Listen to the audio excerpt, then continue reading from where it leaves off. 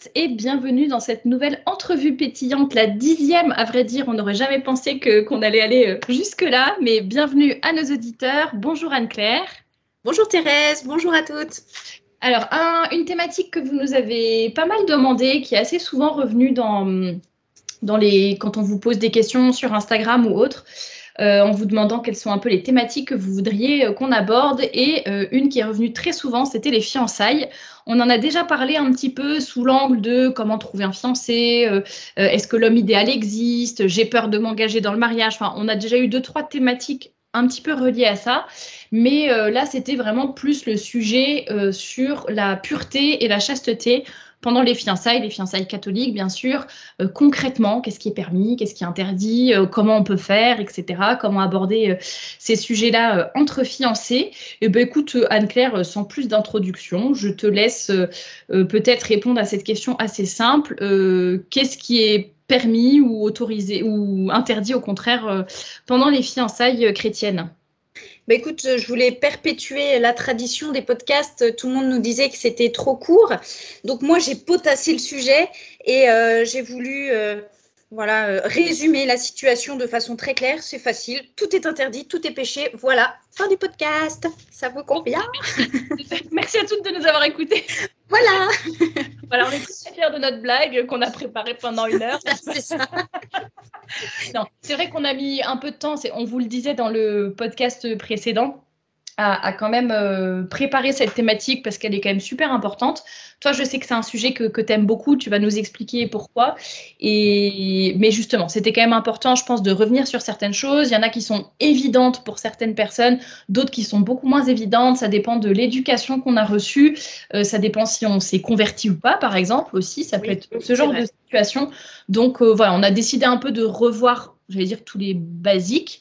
Vous reparlez peut-être de certains ouvrages aussi. Et je te laisse commencer, Anne-Claire, et nous peut-être commence déjà en nous disant pourquoi le sujet t'intéresse, etc. Et je rappelle que tu es mariée et que tu as des enfants. Oui, alors c'est vrai qu'avec mon mari, on aime énormément aider notre entourage quand il rencontre quelqu'un et qui nous demande des conseils. Et partager notre expérience ou celle qu'on a entendue, c'est vraiment un sujet qui nous passionne. Donc, on s'est beaucoup renseigné avec beaucoup de livres, beaucoup d'anecdotes. Voilà, c'est vraiment notre dada. Donc, c'est pour ça que c'est un sujet qui me fait plaisir de partager avec vous aujourd'hui. Et notamment sur les réseaux sociaux, on m'a énormément posé la question au niveau des fiançailles de la pureté. Qu'est-ce qu'on a le droit, qu'est-ce qu'on n'a pas le droit, pourquoi, qu'est-ce que dit l'Église, et ça paraît assez flou. Il n'y a pas énormément d'ouvrages qui expliquent clairement cette question. Donc, on va en parler aujourd'hui.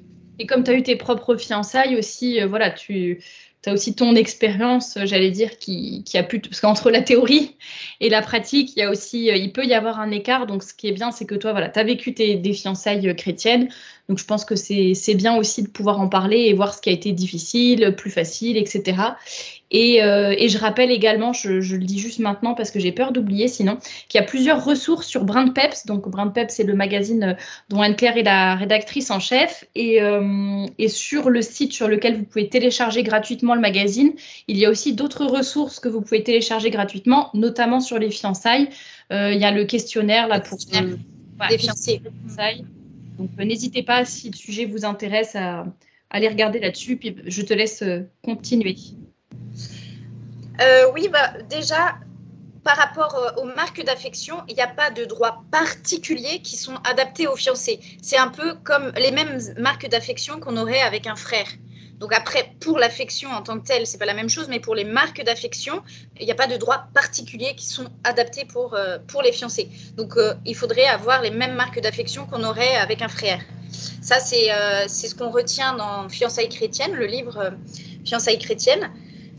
Après, il y a peut-être certains conseils qui pourraient, dans ce livre-là, j'entends, qui pourraient être peut-être un peu vieillis ou d'une autre époque, mais il y a énormément de choses qui sont à prendre, qui sont intéressantes, qui nous renseignent, notamment sur ce sujet-là, donc ne pas hésiter à le lire.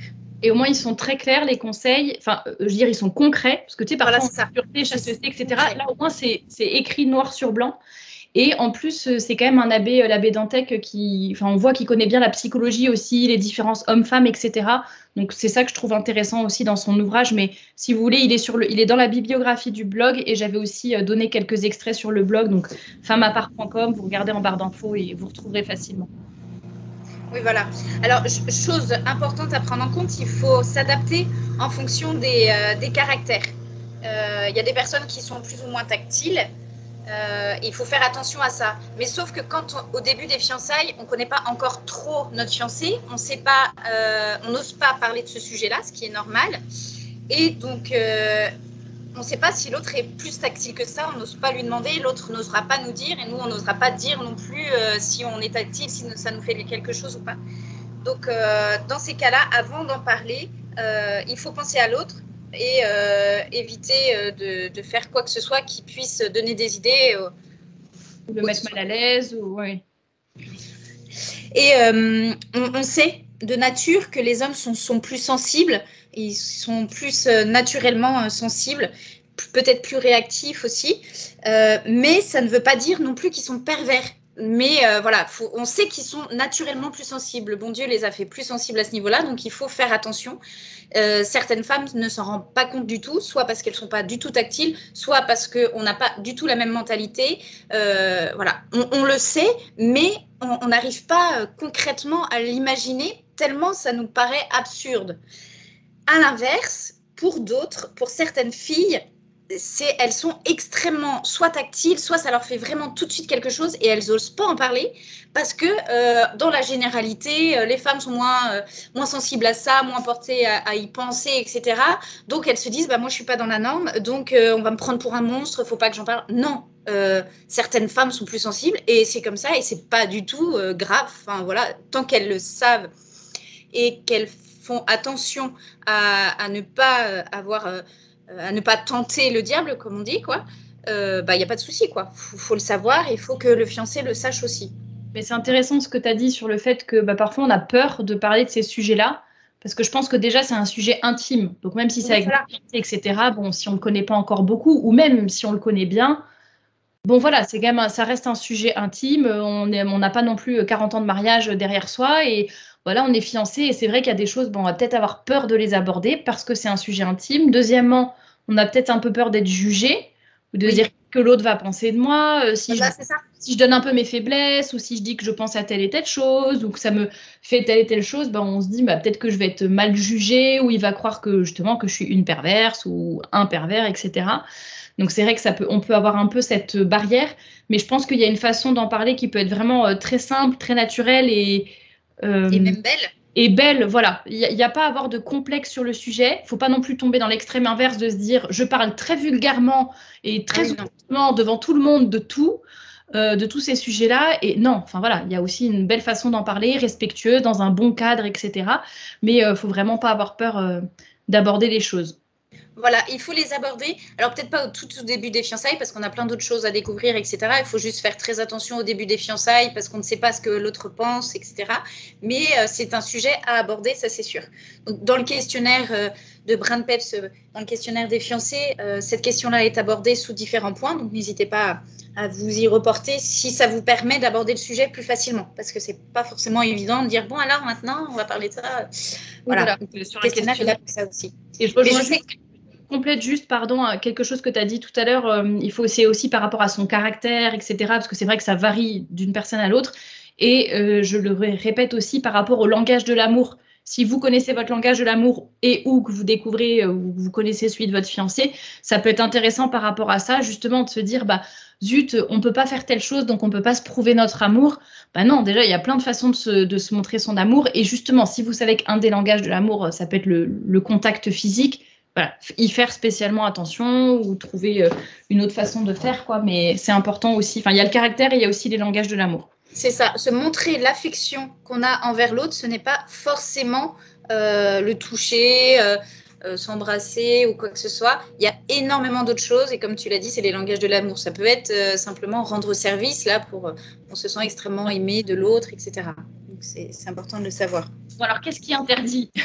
Mais c'est ça. Alors, qu'est-ce qui est permis ou non? Et que dit l'Église? Alors, qu'est-ce qui est totalement interdit? c'est l'acte conjugal avant le mariage. Bon, ça, on le sait. On ne sait pas toujours exactement pourquoi, donc je peux expliquer un petit peu vite fait.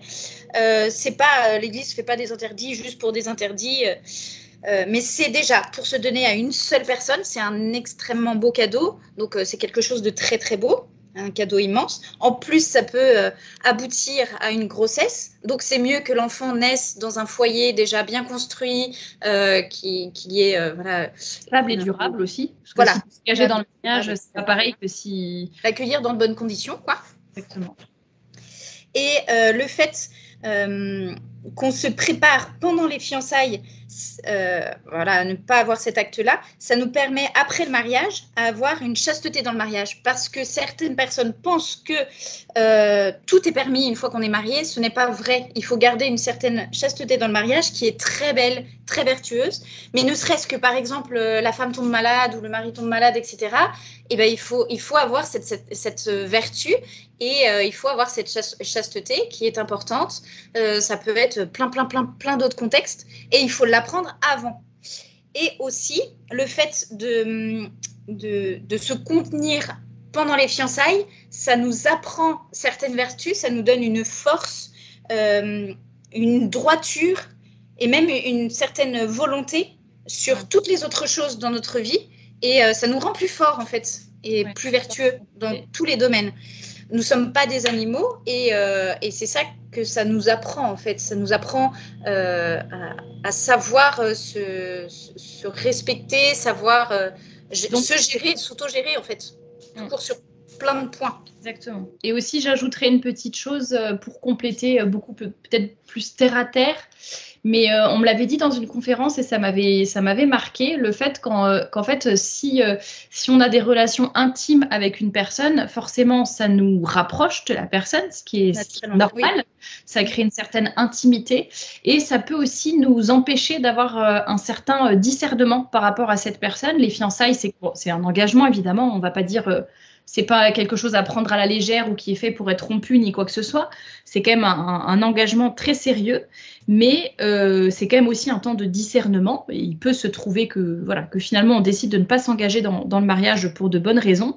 Et en fait, on peut avoir un peu l'esprit, la conscience, le cœur un peu troublé par ça, parce que justement, d'une certaine façon, on est tellement proche de la personne et on a eu une telle intimité qu'en fait, ça peut aussi brouiller notre jugement et nous empêcher de voir les choses peut-être avec plus de clarté, où on va peut-être avoir plus de mal justement à s'éloigner de cette personne si elle n'est pas faite pour nous parce qu'on aura eu aussi trop de relations intimes et voilà, ça peut un peu brouiller notre jugement.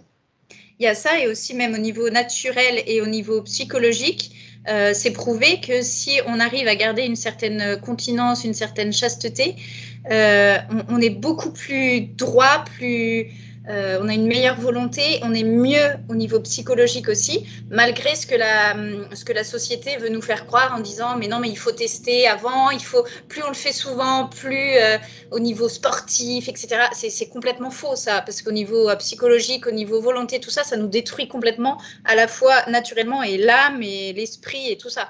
Oui, il y en a beaucoup qui pensent qu'il faut absolument le faire avant le mariage aussi, parce que imagine si tu as une mauvaise surprise, si tu as une mauvaise entente sur ce plan, bah, ça peut te ruiner le mariage, alors que je pense que si on s'entend vraiment bien, cœurs et âmes entre fiancés, dans un couple, c'est évident que le corps suivra. Je pense à peut-être quelques exceptions près, mais je pense que si on a vraiment une vraie intimité de cœur et d'âme, le corps suit.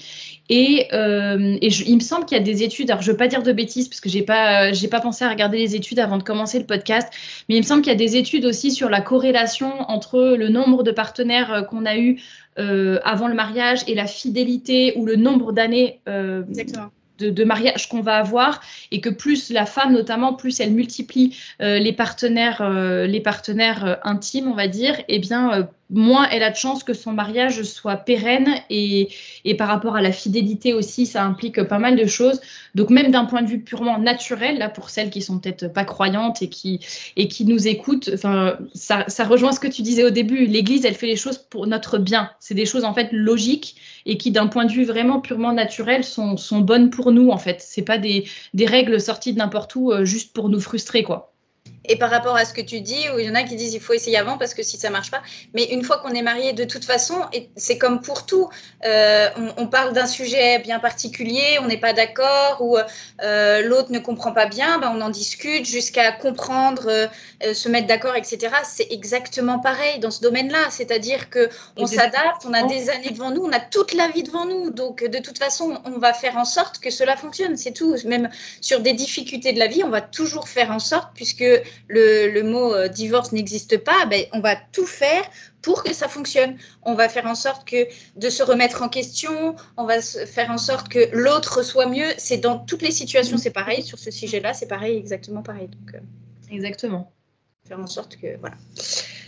Qu'est-ce qui n'est pas permis en soi? Tout ce qui pourrait provoquer un désir, soit pour soi-même, soit pour l'autre.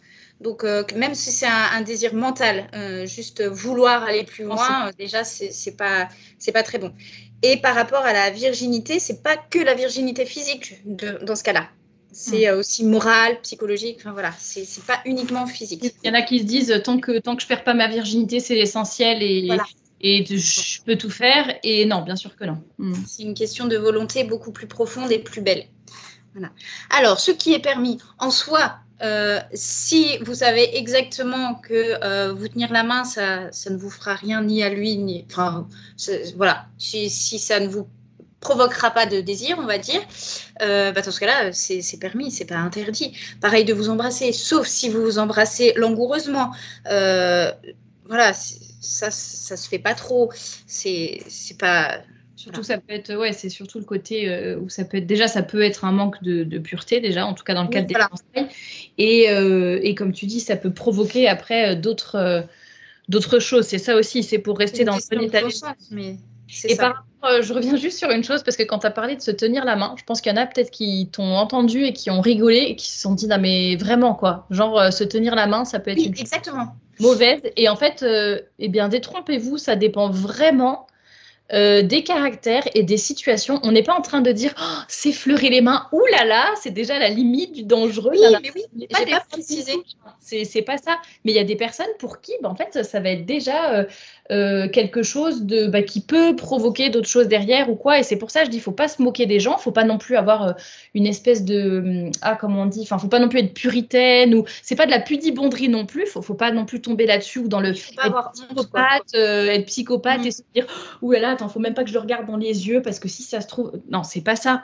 Mais en tout cas, faut juste apprendre à se connaître, apprendre à connaître l'autre et se mettre des limites. Et par exemple, ne pas s'embrasser, s'embrasser pendant les fiançailles, c'est pas du tout quelque chose d'obligatoire, loin de là.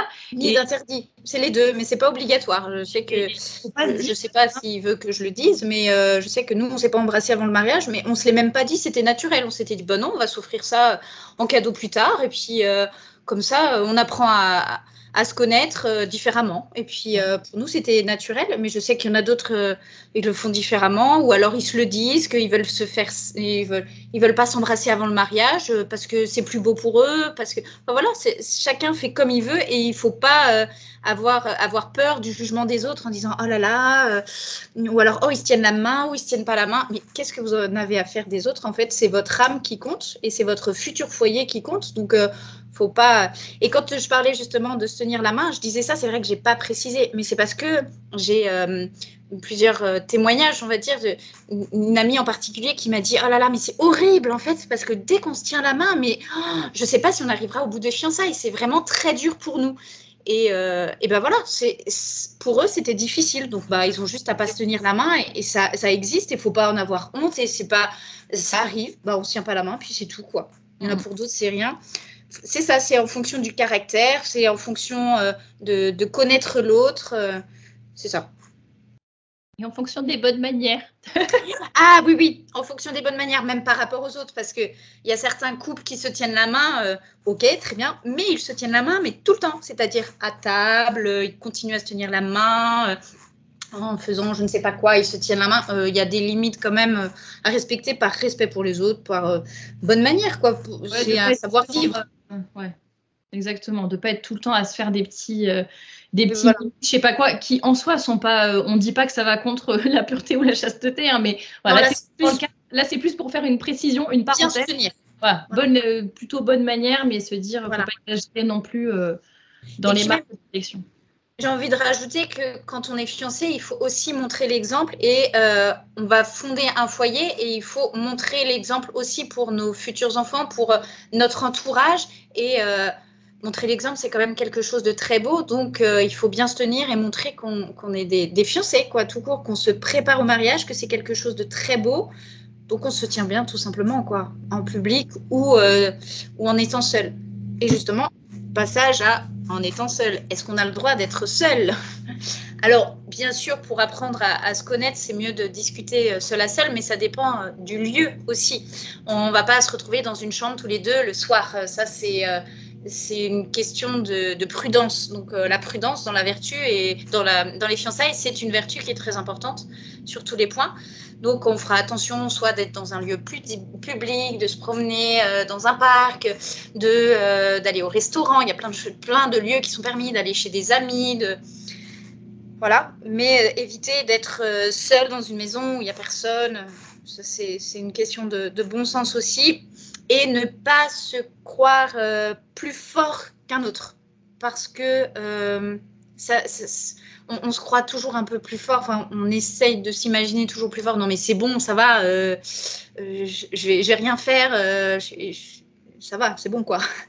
On a toutes pensé un peu à ça. Mais en fait, on est plus faible que ce qu'on pense. Surtout dans ces moments-là, parce qu'on est à discuter sur des sujets très précis et qu'on a ce sentiment amoureux envers l'autre. Oui, je veux dire, c'est encore les fleurs et les papillons dans le ventre. Voilà. Et puis, le risque zéro n'existe pas. Voilà. Donc, et puis en plus, comment savoir qu'on est vertueux et qu'on ne tombera pas? Telle est la question. Aussi. Et en étant deux, le but, c'est de se soutenir et non pas de faire tomber l'autre. Donc, le but, c'est pas de risquer, de mettre des lieux à risque, des gestes qui peuvent risquer. C'est l'inverse, tu vois. C'est de mettre des barrières pour se soutenir et pour éviter de se faire tomber mutuellement. Et ça ne veut pas dire du tout qu'on va tomber dans la frustration ou dans la pudibonderie ni quoi que ce soit. Je pense qu'on peut être tout à fait épanoui dans ses fiançailles et bien se connaître sans pour autant se sentir... c'est normal qu'il y ait quand même un certain sentiment de frustration, entre guillemets. Si on aime son fiancé, forcément, on a envie de se donner à lui entièrement. Mais voilà, quand on intellectualise la chose et qu'on se dit, voilà, c'est pour le mariage, pour se préparer au mariage, je pense que c'est tout à fait, au contraire, c'est un guide, comme tu dis, c'est un repère, c'est un cadre, et pour après être bien prête pour notre mariage et que ça soit un mariage sain, tout simplement, S-A-I-N et S-A-I-N-T. Et je vous assure qu'une fois qu'on a dépassé tout ça et qu'on est marié, on est super fiers d'avoir accompli ça et que ça nous donne énormément de grâce pour le foyer. Tu t'es sentie hyper... désolée, c'est peut-être une question perso, mais pour toi, les fiançailles, justement, tu t'es sentie hyper frustrée, tout ça, de toutes ces règles de l'Église un peu, ou pour toi, voilà, c'était facile, ou c'était un guide et... Alors, je dirais pas frustrée, non. C'est pas facile. C'est pas facile parce qu'on a forcément envie de vite se marier, on a envie de vite connaître l'autre, on a plein de questions, on a des peurs aussi. Donc, c'est pas des moments qui sont faciles, surtout que c'est des sujets qui sont pas forcément faciles non plus à aborder. Et une fois qu'on a abordé, on a encore plein de questions tant qu'on n'est pas marié. Donc, c'est pas des moments faciles. Mais c'est des moments qui sont très beaux, qui passent très vite et qui sont très importants à respecter. Et on en est même fiers pendant les fiançailles. On est vraiment très contents de pouvoir avancer ensemble sur ce soutien mutuel et sur ces vertus, quoi. Et maintenant, avec le recul d'une femme mariée, puisque maintenant vous vous êtes mariée, tu regrettes pas ta période de fiançailles, quoi. Enfin, tu te dis, voilà, ça m'a... Au contraire. Préparé, ouais, voilà. Au contraire. Et on en parle de temps en temps en se disant... heureusement qu'on a eu cette éducation où on nous a appris, où on s'est posé les bonnes questions, où on s'est renseigné sur ce qu'il y avait de beau, pourquoi. Parce qu'il faut savoir pourquoi c'est beau. C'est pas une question que d'interdit. De savoir pourquoi c'est beau, c'est beaucoup plus facile à tenir aussi. parce que c'est beau. Et ça, on le dit pas forcément, on dit juste c'est interdit, c'est péché. Non, c'est beau de se contenir pour plus tard, et c'est quelque chose de très très beau, et on le regrette absolument pas après, quoi. Oui, comme je l'ai dit, même d'un point de vue purement naturel, c'est que des choses logiques en fait. Alors qui sont peut-être plus difficiles parce que c'est normal quand on est amoureux, pour peu qu'on soit jeune, que je sais pas quoi, enfin forcément on s'aime, c'est le début de l'amour, on a peut-être plein d'envies entre guillemets, mais c'est vrai qu'après on sait que c'est pour notre bien, pour bien décider, pour avoir aussi un engagement qui est vraiment éclairé et qui est pas justement un peu dans le brouillard à cause de toutes ces choses-là, et de se dire qu'on reste assez objectif et qu'on reste, je vais dire, les pieds sur la tête. Non, pas du tout. On reste les pieds sur terre, la tête sur les épaules. Voilà, j'ai mélangé deux expressions. Mais voilà, qu'on garde bien cette droiture, comme tu dis, et que surtout, voilà, le voir d'un point de vue positif, je pense que c'est peut-être le message qu'on peut vraiment essayer de faire passer, plutôt que de voir les choses comme des interdits, des frustrations, se dire, en fait, c'est un cadre. Donc oui, forcément, d'un certain côté, ça nous réprime dans certaines choses qu'on voudrait faire, mais on sait que c'est temporaire, on sait que c'est pour notre bien, et que c'est pour notre sainteté à nous et à notre fiancé et à nos futurs enfants, enfin à notre foyer, etc., quoi. Exactement, c'est ça. Tu as très bien résumé, Thérèse. Est-ce qu'il y a d'autres choses que tu voulais aborder ou pas dans ce podcast? Là, tout de suite, non. Tu as dit tout ce que tu voulais dire. Il me semble. Après, il y aura tellement de choses à dire. S'il y a d'autres... oui, voilà, c'est ça, d'autres questions. Si vous avez des questions, vous les posez en commentaire. On vous invite bien évidemment. Donc, il y a le livre Fiançailles chrétiennes de l'abbé Dantec. Il y en a sûrement d'autres sur le mariage et les fiançailles dans la bibliographie. Donc, vous regardez, vous pouvez regarder ça sur le blog. Vous allez dans dernier livre ajouté, ou non, plutôt vous pouvez aller dans livres par catégorie. Comme ça, vous verrez un peu côté mariage, etc. Ça vous donnera d'autres idées de lecture. Et Anne-Claire, un petit mot pour la fin. Surtout, ne pas hésiter à se préparer avec une retraite de fiancés, parce que en fonction des retraites, ils en parlent. Ne pas hésiter surtout à en parler à votre père spirituel qui vous suit pendant les fiançailles. Il y en a beaucoup qui répondent à vos questions. Il y en a d'autres qui ont peut-être un peu peur, mais dans ce cas-là, ils vous conseillent des livres, des choses comme ça. Il ne faut pas avoir peur d'aborder le sujet et de poser vos questions. C'est très important d'avoir la réponse à vos questions avant le mariage. Oui, exactement. Et bien, sur ces paroles pleines de sagesse, on va vous laisser. Donc, c'était le 10e épisode, 10e entrevue pétillante avec Anne-Claire. On est ravis d'avoir ce format avec vous, et c'est vrai que vos retours sont hyper positifs, donc ça fait plaisir. Ouais, merci à vous, et puis on vous dit à très bientôt pour une nouvelle entrevue pétillante. À bientôt.